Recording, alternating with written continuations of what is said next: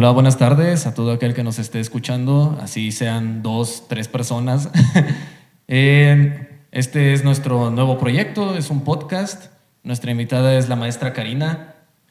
Vamos a hablar de temas referentes a inversiones, a emprendimientos.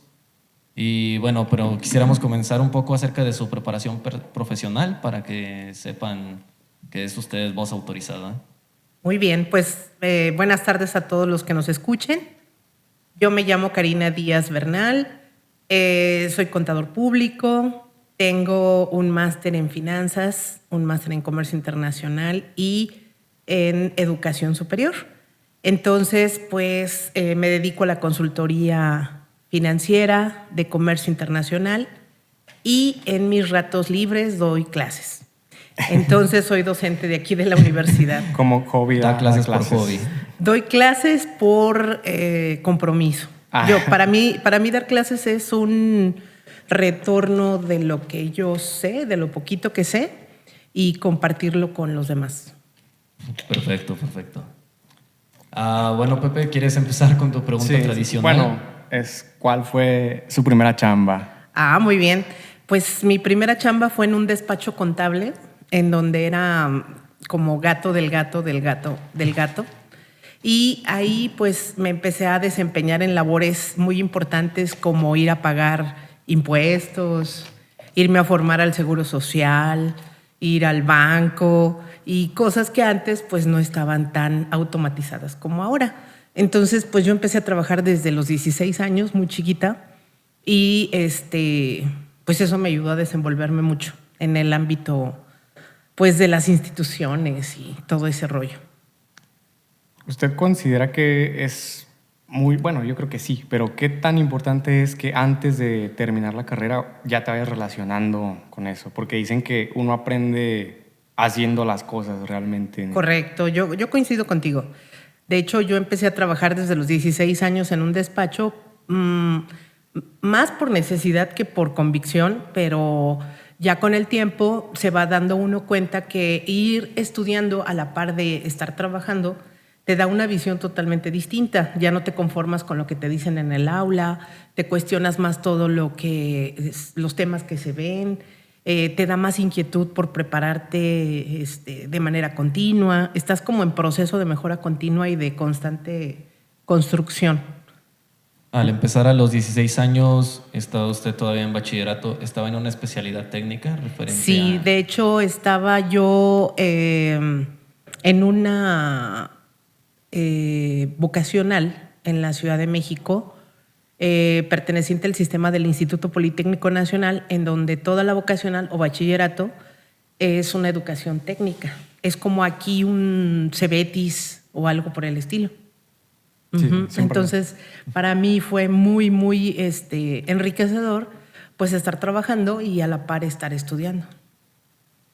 Perfecto. ¿Por qué se llama vocacional? Mira, en el Instituto Politécnico Nacional el eslogan es la técnica al servicio de la patria. Entonces, a nosotros desde muy chiquitos nos meten en formación para que tú estudies algo que sea acorde a tus habilidades y destrezas.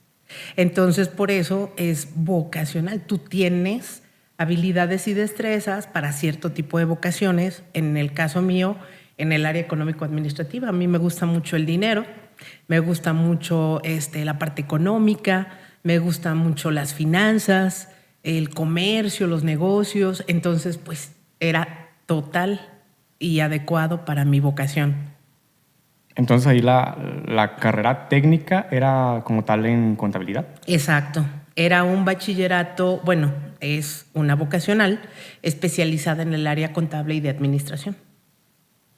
Sí, es que siempre he escuchado ese término de vocacional, pero en Ciudad de México y más para ese lado, que acá como que está un poquito curioso. Sí, ahí en el Politécnico todo es muy vocacional. Entonces, hasta los campus están divididos en áreas matemáticas, económico-administrativas y así. Entonces, pues el área de administración, contabilidad, economía se concentra en el casco de Santo Tomás. Es una parte de la Ciudad de México en donde está uno de los campus más importantes del Politécnico. Wow. El casco de Santo Tomás. ¿Así se llama el lugar? El casco de Santo Tomás, porque era el casco de una hacienda. Ah. Así. Perfecto. Increíble. Así es. Una vez egresada como contador público, Así es. ¿cuál fue su primer trabajo con título, digamos? Híjole, pues con título más bien continué en la empresa. Yo soy una persona como muy estable, entonces no tuve muchos empleos. Duré muchos años en todos mis empleos. Y después de salir del despacho aquel donde era gato del gato, en donde fui ascendiendo peldaños y responsabilidades, entré a trabajar a una empresa textil, un corporativo de grupos Elanese Mexicana, y ahí fui auxiliar contable, luego jefe de cuentas por pagar, luego jefe de cuentas por cobrar, luego empecé a ser supervisor contable y posteriormente llegué a gerente de contabilidad. Cuando yo terminé la carrera ya era gerente de contabilidad. Wow. Entonces yo terminé la carrera ya siendo gerente de contabilidad. ¿Y No. ¿Y tú qué has hecho? Sí, por eso a veces les jalo las orejas en el aula, en el sentido de que siento que nos hace falta trabajar y estudiar. Yo sé que muchos de ustedes no necesitan trabajar porque viven cómodamente, porque tienen posibilidades económicas. Tal vez no fue mi caso, pero creo que es indispensable trabajar y estudiar porque te va desarrollando de una manera muy diferente y además vas escalando de manera muy distinta. Por ejemplo, yo me pongo a ver un chico promedio que termina la carrera a los 22 años, apenas está empezando su vida laboral. Entonces, obviamente va a tener problemas porque cuando llegas a una empresa te van a pedir experiencia. Si no tienes experiencia, pues no tienes el trabajo. Y luego, entonces, empieza el dilema, ¿y cómo quieres que tenga experiencia si nadie me quiere dar trabajo? Sí, y ahí empezamos con el lío, ¿no? Sí. De quién fue primero, si el huevo o la gallina. Entonces, lo primero que yo recomiendo es, pues empieza trabajando, paulatinamente vas subiendo y además, pues te va sirviendo para que cuando tú termines la carrera realmente ya estés en postura de decir, ahora me voy a las ligas mayores, me voy a un corporativo que cotiza en bolsa, me voy a hacer operaciones de un nivel mucho más interesante. Y creo que eso es lo que a mí me sucedió. Me viene a la mente una frase de mi antigua jefa que era: una empresa estaba buscando contratar personal de comercio exterior, ya que anteriormente ponían al de finanzas o al de compras, y Sí. pues no sabe nada de comercio exterior. Y dice, estaban buscando recién egresado. Con Y- 2 años de experiencia. Exacto, algo así parecía. Y mi antigua jefa les dijo como de, yo les recomiendo que agarren uno que esté estudiando, porque para mí, recién egresado y a media carrera saben lo mismo, que es nada. Básicamente, ¿no? Sí pasa, ¿eh? Entonces, pues la recomendación que yo les hago siempre, se las he hecho, es estudia y trabaja, ¿no? Por experiencia profesional y trata de trabajar en lo que más te guste. Justamente eso que dices, yo estaba en el área financiera, yo estudié contador público y me tuve que ir metiendo en el comercio internacional porque en la empresa textil donde yo trabajaba, desde aquel entonces, siendo contador público y sin saber nada de comercio internacional, a mí me tocó empezar a manejar las primeras importaciones y exportaciones, sin ser nada que ver. En el Poli teníamos una carrera que se llamaba Relaciones Internacionales, pero no había comercio internacional como tal. Entonces, pues era lo más parecido. Ahí empecé a tomar mis primeros diplomados para irme involucrando en el área de comercio internacional. Pero me fue llevando el trabajo más que el decir, yo quiero estudiar comercio internacional. Me fue llevando el trabajo porque justo como lo dijiste, las personas de finanzas, los contadores, el administrador, eran los que antes nos encargábamos de todas esas operaciones. No había carreras de logística. Ahora ustedes incluso ya se pueden súper especializar porque tú te encargas solo del comercio internacional, el otro se encarga solo de la logística, el otro se encarga de contabilizar las operaciones, el otro se encarga de administrar los recursos. En aquel entonces todos hacíamos todo. Sí, claro. Sí, Me imagino que te es muy toca. natural que del área contable te lleven hacia el área de comercio exterior. Más en esa época que no había una división tan marcada. Sí. Porque justo las multas de comercio exterior son Ay, sí, las sí. más altas que hay Exactamente. Entonces, estaba muy involucrado y sigue para mí estando muy involucrado. Todo va de la mano porque el comercio nos lleva a tener ingresos, los ingresos nos causan impuestos, las operaciones de compras, ventas, gastos, todo se registra financieramente y al final, con toda esa información, tomamos decisiones. Y todas las decisiones que tomamos en las empresas son financieras, Sí. querámoslo o no. Sí. Entonces, pues, de ahí como que para mí todo eso tiene mucha lógica, ¿no? Sí, Tiene todo mucha está fluidez. relacionado. En el episodio que tal vez no vean, no pudimos quemar empresas porque el Ramsey sigue trabajando ahí, pero queríamos ver si es posible que nos cuente alguna experiencia pues un poco desagradable, mala o chistosa que haya tenido en alguna empresa en particular. Igual si no decimos el nombre no pasa nada, pero sí, pues no trabajen ahí. Exacto. Bueno, pues hay muchas, pero voy a mencionar una que ya no existe, Bueno, para que nadie se sienta ni nada. Y además no es aquí, es en la Ciudad de México. Yo trabajé en un corporativo que se llama Grupo ICA, una empresa que cotiza en la Bolsa Mexicana de Valores. Y ahí yo estuve en un proyecto cuando Conasupo desaparece en los años 90. A nosotros nos contratan para comprar la cuarta parte de lo que fue Conasupo. Entonces Conasupo pues era el que albergaba todo lo que eran los granos de los alimentos en México. Y fue una labor titánica ir a hacer una auditoría de compra en donde teníamos que revisar compras, pedimentos, de importación y de exportación, el pago de los impuestos. Fue una auditoría completa.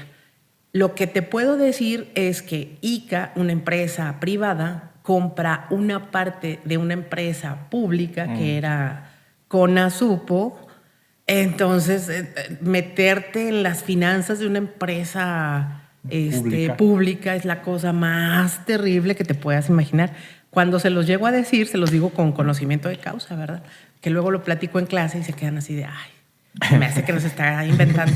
Pero no, a mí me tocó hacer una compra. La empresa se llamaba Al Sur, no Azur, Al Sur se llamaba, era una parte de lo que era el sistema de Conasupo, de toda la región sur, desde Chiapas hasta la Ciudad de México, pasando por Puebla, Veracruz, todo el sureste mexicano era la cuarta parte de Conasupo. Entonces, meterse, la anécdota es, en donde sea que te metieras, si revisabas compras, si revisabas ventas, si revisabas gastos, si revisabas pedimentos, en todos había un mal detalle. Entonces, cuando les digo las empresas públicas son una porquería, no es broma. Entonces, esa es una de mis anécdotas más interesantes, porque de verdad la administración pública es totalmente lo contrario de lo que debe de ser la administración. Allá no se genera la eficientación, allá todo es desperdicio y desorden. Dedazos Y así, exacto. y no. Pues tenemos una ronda de preguntas hechas por sus alumnos de séptimo semestre. Sí. Somos dos, ni el caso. Bueno, yo me acuerdo más o menos de una, Pepe, a mí me acuerdo, Sí. me corriges, pero hace unos minutos hablábamos sobre pasantías, de esa clase de empleos donde eres el gato del gato. Del gato. Y creo que es una situación que viven muchos estudiantes y que se pueden identificar. ¿Qué consejo les darías a aquellos que recién empiecen en un trabajo de esos? ¿Les aconsejarías que traten de dejar una buena impresión para quedarse ahí o que se enfoquen en aprender? Yo creo que ambas es eficiente. Creo que lo más valioso que tiene un ser humano es su prestigio, ¿no? Su persona. Entonces es lo que más tenemos que valorar. Por lo tanto, tenemos que ser proactivos, tenemos que ser eficientes, tenemos que ser acomedidos, pero sobre todo muy atentos al proceso, ser muy observadores. Eso te va a ayudar a aprender, ¿no? El conocer la estructura, la jerarquía, quienes tienen el don de mando, quienes tienen ciertas habilidades, todo eso te enseña a aprender. Entonces, ser observador, acomedido y servicial es muy importante. Eso es parte del proceso. Otra cosa que yo recomendaría es informarnos previamente. Ahora tenemos a la mano siempre dispositivos. Yo tengo mucho esa costumbre en clase de estarlos obligando a investiga, métete, baja esta información, ve esta liga. ¿Por qué? Porque si me voy a meter a hacer una estadía en Nissan, pues mínimo investiga cuántas plantas tiene, cuántos procesos, o sea, ya ve con información previa para que no llegues a ciegas. En ceros. Entonces, esa sería una de mis aportaciones como recomendación, ¿verdad? En otras universidades he colaborado como apoyo en la estadía de jóvenes. Entonces, pues ya por mis manos han pasado muchísimos jóvenes que han hecho estadías empresariales, han hecho proyectos emprendedores y pues las clases que tenemos aquí, ¿verdad? En esta Universidad Autónoma de Aguascalientes. Entonces, pues esas serían recomendaciones importantes. Ok. La pregunta dice, ¿cuáles considera que son los principales motivos por los que fracasa un emprendimiento? Los principales motivos es porque no hacen una planeación financiera. Se enfocan a estudiar el mercado aparentemente, pero todo lo hacen de manera parcial. Estudian el mercado aparentemente, no tienen una propuesta de valor, no tienen una estructura organizada, no hacen un modelo de negocios. Recuerden que para poder hacer un modelo de negocios tenemos que hacer un mapa, ¿no? Que yo recomiendo mucho el Canvas, hacer el Canvas donde vas haciendo la estructuración de tus recursos claves, tus actividades claves, tus alianzas estratégicas, tu estructura de costos, por el otro lado tu atención al cliente, tus segmentos de mercado, tus canales de distribución y la parte de cómo vas a estructurar tus ingresos, y todo eso forma tu propuesta de valor. Pero esto no nada más se aterriza en palabras, se tiene que aterrizar en dinero. Entonces, ¿en dónde fracasan? En donde no saben que hay fuentes de financiamiento, no aplican correctamente el apalancamiento, quieren meter todos los recursos propios cuando no debería de ser así. Hay que financiarnos, hay que apalancarnos, hay que calcular nuestros puntos de equilibrio, hay que hacer proyecciones antes de meter un solo peso real al proyecto. Hay que hacerlo todo en papel y que quede bien estructurado. Y los mexicanos, tú sabes perfectamente que no nos gusta planear, no nos gusta organizar, no nos gusta ejecutar, no nos gusta dirigir, todo lo queremos hacer fácil y no es el caso. Entonces, lamentablemente, pues muchos proyectos fracasan. También hay un miedo al financiamiento. Porque, mucho. Sí, por ejemplo, deuda. En mi familia sí escucho mucho lo de, ay, no, una tarjeta de crédito, no. Y es como de, pues es que el problema no es la tarjeta, es cómo la usas. ¿Cómo la usas tú? Pero sí, también tenemos un miedo desmedido a la deuda, pero no en el buen sentido, porque de todos modos vamos a endeudarnos al comprar puros gastos, pero hay un miedo desmedido a la deuda cuando quieres lanzar un proyecto. Correcto. Sana. Ahí es donde estamos en problemas. No sabemos utilizar el dinero. No queremos generar diferentes fuentes de ingreso. No nos diversificamos. No conocemos que hay fuentes de financiamiento con costos muy accesibles. No visualizamos que los proyectos que queremos emprender nos tienen que dar un retorno suficiente para poder ganar y vivir de eso, pero también para poder pagar lo que estoy solicitando prestado junto con los intereses. Entonces, si yo pido un préstamo y tengo que pagar una tasa del 12% y me está quedando una utilidad del 15%, dices, bueno, pues me va a quedar el 3%. Pues sí, pero ya me está sirviendo para pagar todo lo que solicité prestado. Ya ese 3% va a ser libre de polvo y paja. Y no es lo mismo el 3% de 5 pesos que el 3% de 1 millón de pesos, ¿verdad? Claro. O sea, se suena poquito un 3%, pero pues la idea es eficientar. Pero básicamente todo empieza por una buena planeación. Totalmente.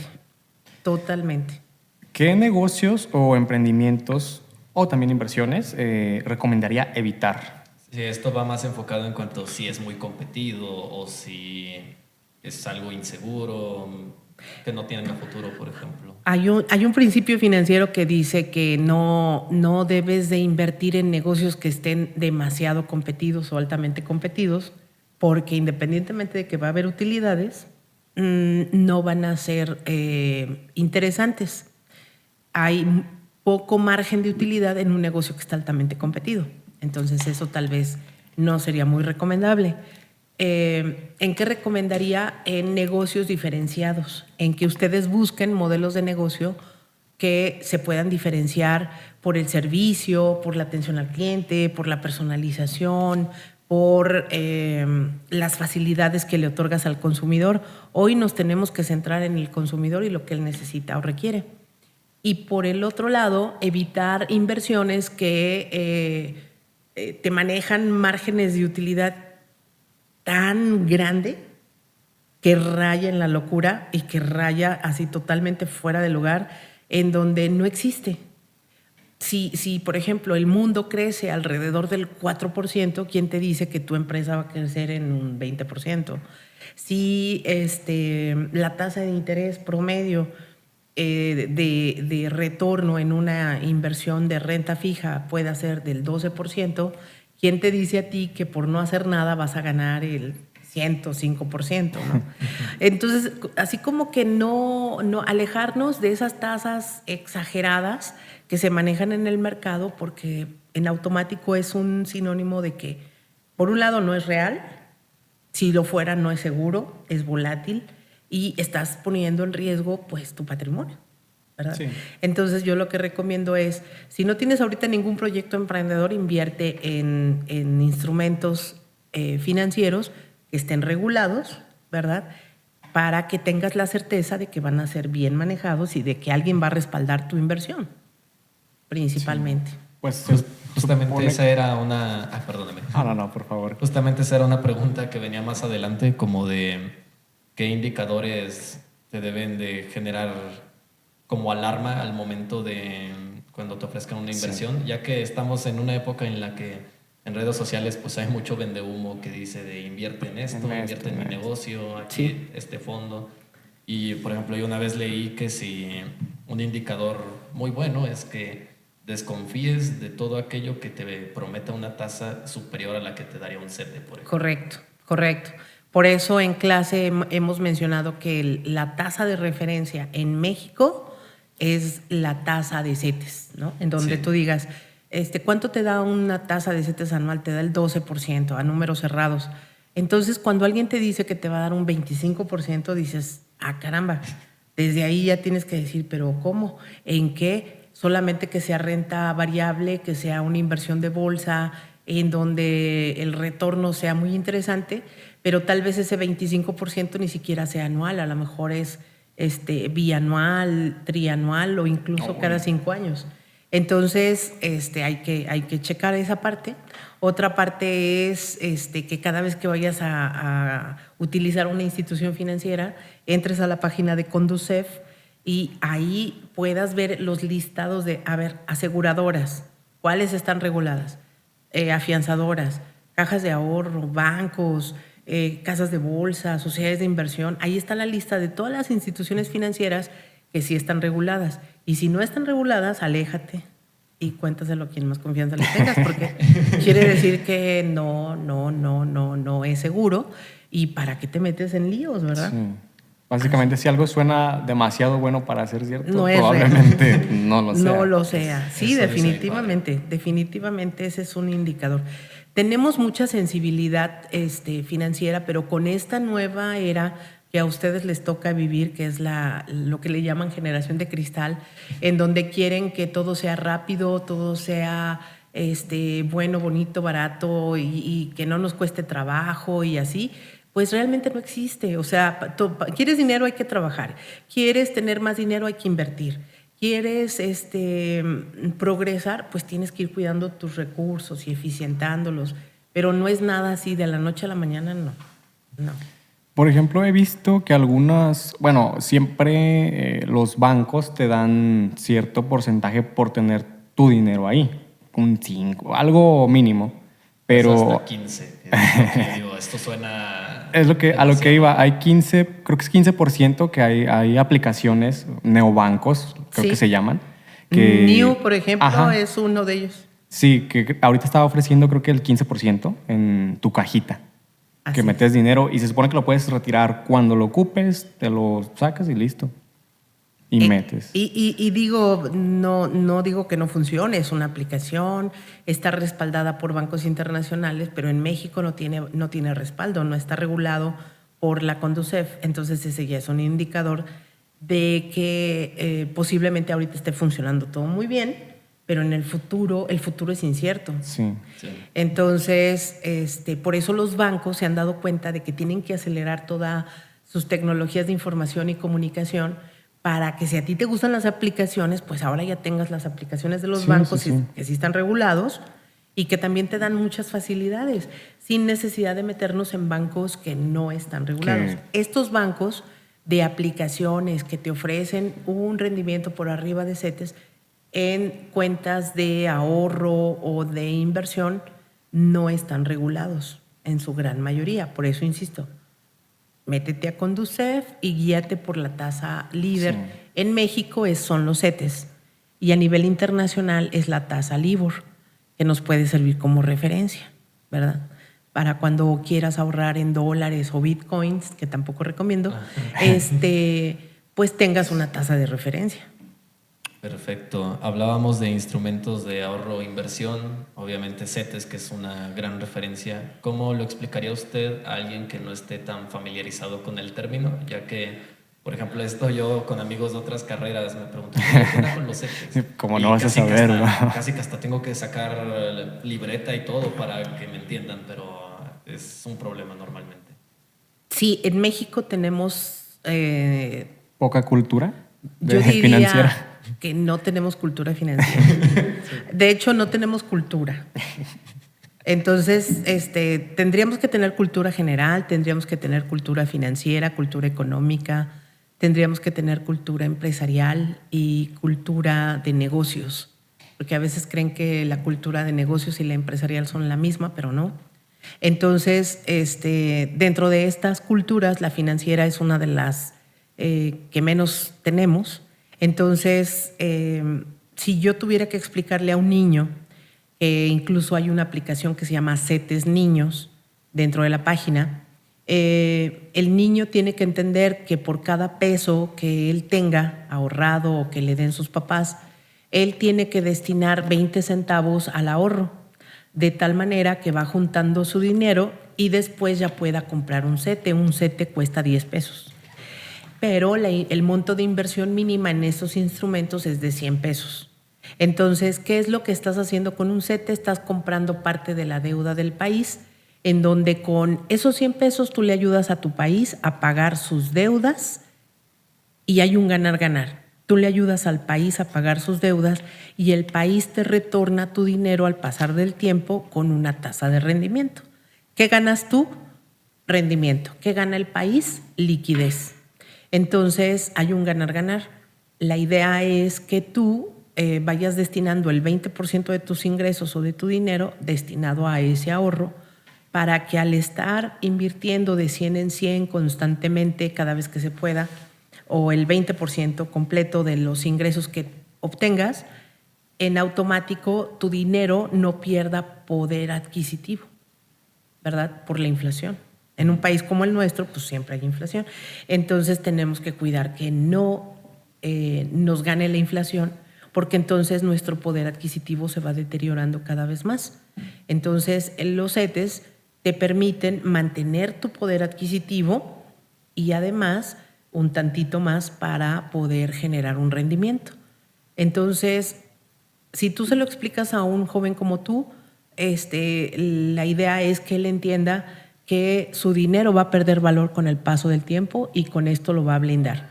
Y si se lo explicas a un niño, justamente es para que él entienda que si él es previsor desde chiquitito, pues cuando sea mayor va a poder poner un negocio sin ningún problema porque va a tener un capital semilla disponible. Es como muy es una lógica natural, nada más que nosotros no la dejamos fluir. Las ¿no? ardillas guardan nueces. Exactamente. Sí está... No las dejamos fluir. Sí, todos son, hasta los animalitos, como dices, son previsores y nosotros no. O sea, nosotros nos comemos todas las nueces. Lo que haya. Oye, pero viene el invierno, no le hagas. Exacto. No, y sí viene el... Bueno, dicen que Se acerca el invierno. va a estar un poco más difícil todavía la situación aquí en el país de cara a diciembre para todos, porque con lo del el decreto el 23 de Ándale, octubre, ese estuvo todo, muy todo va interesante. a subir directamente al consumidor, ¿no? La empresa tiene que salvarse un poquito de eso. El decreto donde estuvimos comentando que nada más 60 fracciones arancelarias Poquitas. están siendo afectadas, ¿verdad?, en el comercio internacional.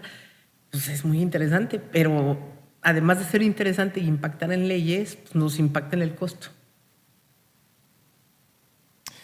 ¿Algún proyecto, bueno, creo que todavía puedes meter otra, algún mercado en el que vea futuro para emprender, digamos, algo que se va prometedor? El en un más, corto plazo? el más interesante es el mercado, el sector primario. Hace poco estábamos comentando en clases que una de las noticias más importantes es que México se está convirtiendo, por el momento, ¿verdad?, en el país número 1 productor de alimentos. Entonces, eso es un detonante para que todos los emprendedores, yo siempre he apostado por el sector primario, pero hoy en día, más todavía, dado que hay muchas ventanas de oportunidad, estarlas aprovechando justo para poder emprender en el sector primario. Ustedes que son jóvenes y que apuestan por la tecnología, deberían de empezar a cosechar, bueno, primero a sembrar y luego a cosechar en ambientes artificiales. Dejar de estar dependiendo de si llueve, si no llueve, si llueve mucho, si llueve poco, si hay mucho sol, si hay poco sol. Si ya tenemos tecnología, si ya tenemos inteligencia artificial, ¿por qué no generamos ambientes artificiales para poder producir alimentos? Sí. México es uno de los países que tiene una extensión territorial enorme, entonces en lugar de utilizar las tierras para sembrar y que sean de temporal, pues manejar los ambientes, las condiciones, controlarlas, hacer centros de acopio, hacer centros de distribución. Podemos convertirnos en una superpotencia en el sector de los alimentos. Y digo, no necesariamente todo tiene que ser artificial. Puedes tener tierras de temporal y artificiales, pero ahorita solo tenemos de temporal. Y eso nos hace altamente vulnerables. Una limitante. Sí, sí, sí. Entonces, para mí, el sector más importante en el que tenemos que invertir es el campo, porque por lo que te acabo de mencionar y porque si lo ves en la estructura del PIB, la parte que menos aporta al PIB es el campo. Es esa. Sí, ahorita está todo muy... Es lo que en el menos sector está competido. terciario, también. ¿no? Servicios y cosas ya más producidas. Los servicios incluso superan a la industria. Entonces, está muy competido el servicio, la industria, se requieren grandes niveles de inversión. Y si eres inteligente financieramente, aquí estarías en un negocio que no está tan competido, en donde no se necesitan tantos recursos o en donde simplemente con lo que tú conoces o lo que conocen en el sector económico administrativo, podemos hacer alianzas estratégicas en donde la gente que tiene tierras pone la tierra y ustedes ponen las estrategias, ¿no? Y no necesitas ni siquiera grandes niveles de inversión. O sea, son cosas que se pueden hacer con simples alianzas estratégicas. Se puede generar mucha riqueza. Nada más que es cuestión de querer, ¿no? De tener la iniciativa. La iniciativa. Es buen momento para hacer llamadas Para a mis juntarnos amigos de la con posta. con los de agronomía. Sí, fíjense que sí. Para ir a ver a la gente que produce alguna materia prima y enseñarlos a eficientar, prepararlos para exportar, en el caso de ustedes que estudian comercio internacional. Imagínate que tu proyecto de estadía o tu estancia profesional la hagas con una empresa del sector primario. en donde tú le enseñes a eficientar, a prepararse para la exportación, a estandarizar sus procesos y demás. Eso es una empresa que realmente tiene un alto potencial y si esa empresa crece, pues todos crecemos. ¿Está familiarizada con la incubadora de negocios aquí en la UA? Bueno, yo he participado en incubadoras, pero no la de la Autónoma. Yo estuve participando en la incubadora de la Universidad Politécnica, del TEC de Aguascalientes, la de la Universidad Tecnológica del Norte de Aguascalientes y en el Centro de Negocios de la Universidad Politécnica de Aguascalientes. Entonces, cada año participábamos en el proyecto del Premio Estatal al Emprendedor y bueno, pues ahí todas las universidades que tenían incubadoras, incluyendo la Autónoma, pues nos reuníamos y trabajábamos y todo eso. Entonces, pues básicamente es la misma filosofía, es reunir a jóvenes que entiendan la necesidad de proyectar sus ideas de una manera diferente y alternar la vida profesional entre tu trabajo y tus proyectos emprendedores hasta que llegue un momento en el que los proyectos emprendedores te absorban al 100 y ya puedas vivir plenamente de ello, ¿no? Porque hay quienes creen que solo van a vivir del proyecto emprendedor y no, sí, a veces se logra, pero no es la mayor parte. En algún momento va a funcionar y ya no tendrás que meterle tanto, sino que te va a dar más, ¿no? Pero sí hay que estarle Exacto. metiendo Hay que hacerlo en etapas. En etapas.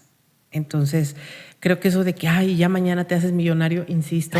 No pasa. No pasa, no es así tan drástico. Hay que irnos paulatinamente y en etapas. Muy bien. ¿Algún proyecto a mediano o corto plazo, planes a futuro? ¿Qué es lo que sigue para usted? Bueno, pues en el caso de mi persona, yo tengo una empresa de consultoría. Entonces, pues es seguir dando este apoyo y este servicio a las micro, pequeñas y medianas empresas. Yo me enfoco en las micro, pequeñas y medianas. Primero, porque es el sector de las empresas más importante de México y segundo, porque son las que necesitan del apoyo profesional para detonar. Entonces, seguir con la asesoría y seguir con una empresa pequeña que vende abono orgánico, ¿verdad? Entonces, precisamente, bueno, no nada más vendemos, producimos y comercializamos abono orgánico para las empresas que aquí en Aguascalientes están sembrando y cosechando materias primas que exportan principalmente a Estados Unidos y que necesitan certificar que tienen un proceso es un abono orgánico. Sí, 100% eso sirve ahorita ya. Necesitas una certificación para muchos mercados importantes. Exacto. Entonces, en realidad, pues es seguirnos enfocando a vender, como bien dices, todo el soporte de las restricciones no arancelarias que el sector primario ocupan. Por eso yo insisto, para mí el sector primario es lo más importante. Además, ya le da un valor agregado eso mismo, ¿no? A las empresas que tú les provees. Exacto. Sí, porque muchas veces el emprendedor, el empresario dicen, pues es que para el consultor es muy fácil decir lo que yo tengo que hacer, pues como tú no es tu dinero, como tú no tienes empresa, pues de verdad a ti te vale, pero no, en realidad sé lo que sienten, sé lo que piensan, sé lo que les preocupa, entonces trato de ser congruente. Esa es mi función principal, eso es lo que yo quiero seguir haciendo todo el tiempo, tratar. Soy una persona en proceso de construcción y mejora continua, nadie es perfecto y bueno, pues trato de ser congruente y darles el ejemplo, ¿no? De decir, sí, te entiendo, yo también sé por lo que estás pasando. Excelente. Pues ya estábamos por terminar porque ya nos están esperando acá afuera. Ya nos están esperando. Antes de terminar, creo que hay que dar la oportunidad. Creo que está muy bien que nosotros hagamos un montón de preguntas, pero ¿a usted le gustaría preguntar algo a nosotros? Sí, a mí me gustaría saber por qué están en este proyecto. ¿Qué es lo que los movió a hacer este proyecto? Y por eso les preguntaba. Y la carrera ya lo sabe. Al decir la carrera no me refiero a sus compañeros, me refiero a nuestro jefe de carrera, a la decana, a las autoridades, porque hay veces que ellos desconocen el gran potencial que tienen los alumnos. De verdad. Dicen, es que es el maestro el que los orilla. No, hay gente como ustedes que tiene mucha iniciativa para hacer cosas y las autoridades lo desconocen. No para presumirlo, simplemente para compartirlo. Entonces, a mí me gustaría saber qué los llevó a este proyecto. Bueno, pues la verdad es que varias veces... Entre broma y broma conversábamos de, hay que hacer un podcast. Salía varias veces, luego empezábamos con planeación, no tan seria la verdad, simplemente como de ejecución. Y justamente el otro día que estábamos hablando del decreto, a mi amigo le vino la inspiración y dijo, hay que hacer un podcast y podemos hablar de esto. El detonante. Ese fue el detonante. Abrir un espacio. Y yo dije, perfecto, tuvo un momento de inspiración, pero cuando vi que iba muy serio fue cuando empezó a hablarme de presupuestos, de equipo y... Sí, había que planear. Y dije, ya, o sea, igual no sabemos qué onda, pero haciendo las cosas tenemos que aprender. Algo tiene que salir. Claro, y además, ahorita aparentemente estamos platicando los tres, pero a lo mejor ahí en todas las redes alguien nos escucha y alguien tiene esa curiosidad, esa inquietud y ver que jóvenes como ustedes están compartiendo con una persona que ahorita les está impartiendo cátedra y que tenemos una brecha generacional interesante, pues estamos compartiendo, ¿verdad? Estamos compartiendo entre un poquito de experiencia y la juventud y el entusiasmo que ustedes puedan tener en sus proyectos. Así que yo los invito a que no desistan, sino que sigan con su proyecto y encuentren un montón de áreas de oportunidad, porque ahorita pues se están enfocando en lo suyo, en el área económico-administrativa, en lo de comercio internacional, pero la gente quiere saber de todo y yo creo que ustedes también. Y el tener esta ventana de comunicación es bien interesante y a mí me encanta apoyar los proyectos de este tipo, me fascina. Cada vez que un alumno me dice, es que mira, tengo un proyecto, voy, o es que mira, abrí mi negocio, yo voy y lo veo y comparto. ¿Por qué? Porque hay que aprovechar y hay que apoyar los proyectos de los jóvenes como ustedes. Muchas felicidades. Muchas gracias, muchas gracias, de verdad. Muchas gracias, chicos, por la invitación. No, a usted por apoyarnos, por asistir aquí. Muy bien. Nos despedimos con una frase. ¿Alguna frase? Adelante. ¿Alguna frase? Una frase. Que se le venga a la mente.